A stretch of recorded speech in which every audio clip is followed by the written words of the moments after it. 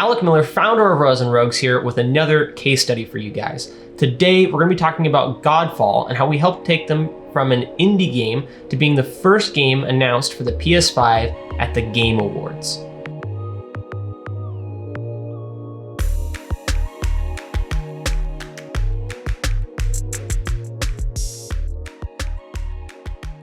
Royals and Rogues has a long relationship with Counterplay Games, the developers of GodFall. We helped them out in one way or another for most of their marketing on their previous game, Duelist, which sold to Bandai Namco a couple of years ago.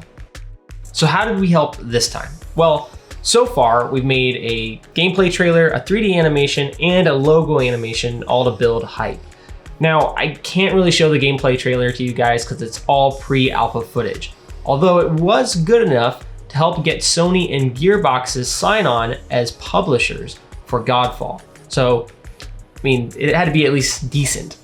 I can, however, show you the sword rendering as well as do a full breakdown of a logo animation. Let's take a look.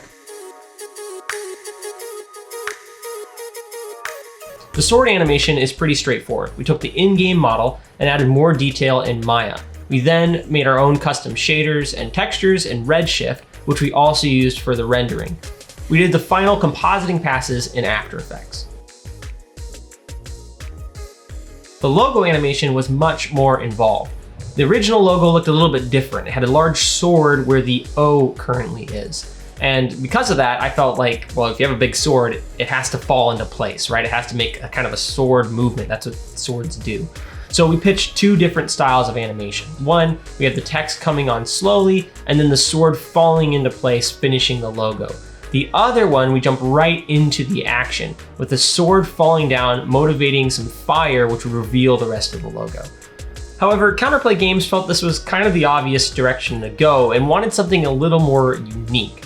They also really liked this design that was in the John Wick 3 trailer.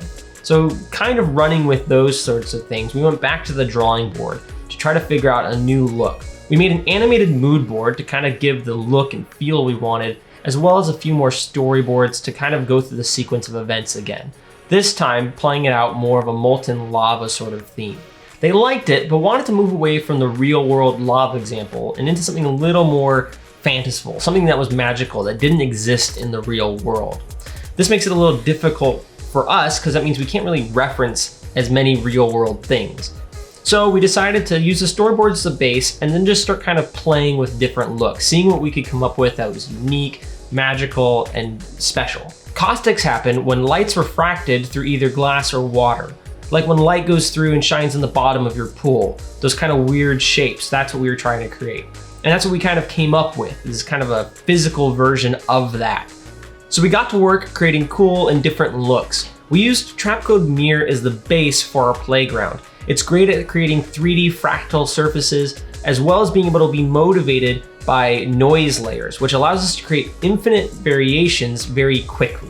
While developing the caustics effect, we also converted the logo from 2D to 3D so that it could interact with all of our lighting. We of course end up adding glows and particles and many other effects to bring it all together. The logo did end up changing partway through production, but with the solid base we already had built, it didn't really slow us down too much. After a few more revisions, we locked down the final look, added the supporting text, and got everything together in time for the Game Awards. All the character animation was captured in Engine, so Royals and Rogues really didn't have to touch any of that.